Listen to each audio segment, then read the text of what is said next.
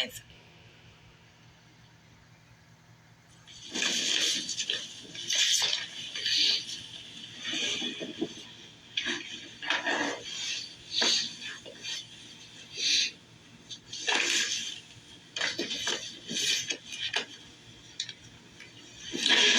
All right, let's go on the record in case 21 CF 825, State of Florida versus Aiden Fucci. Who do I have appearing on behalf of the State of Florida?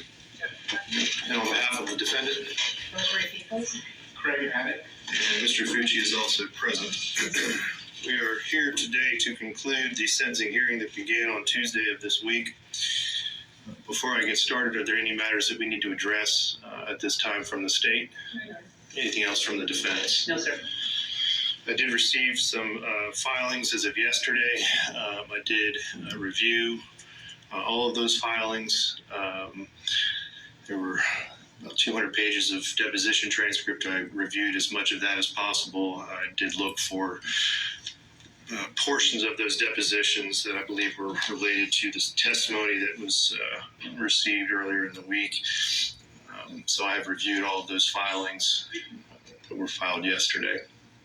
Before we begin, there is, I think, one matter that I need to address, and that is Ms. Peoples. As far as the determination, I think that has to be made a factual finding as to whether or not your client actually killed Tristan Bailey. That is typically a finding that would be made by a jury. However, because there was not a jury trial, factual finding could not be made by the jury. And I just want to make sure that there's a stipulation and agreement that this court can make that factual finding based upon the testimony and evidence that was presented during the sentencing hearing. Is that all correct? That the court is relying on the evidence as presented in the sentencing hearing. And yes, for the court to make the factual finding. You're waiving your right to have a jury make that factual finding. Yes, by entering the plea, Your Honor. All right.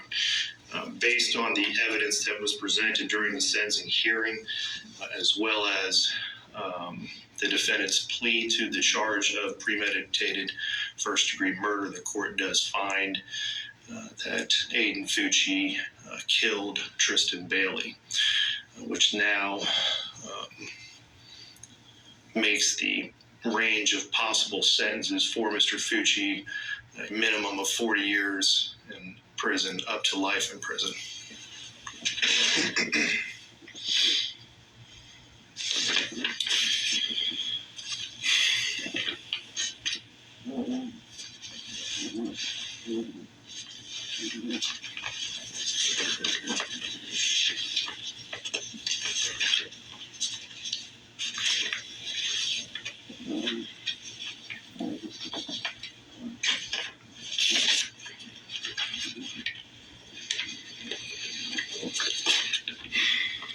Before I begin to address the statutory factors that the court must consider under 921.1401, let me address the Bailey family, as well as the friends who are here today and who have also been here throughout these proceedings. The loss in which you have clearly suffered is unimaginable. The court was certainly moved by the words and the victim impact statements that were presented earlier this week. I have been through these types of proceedings numerous times.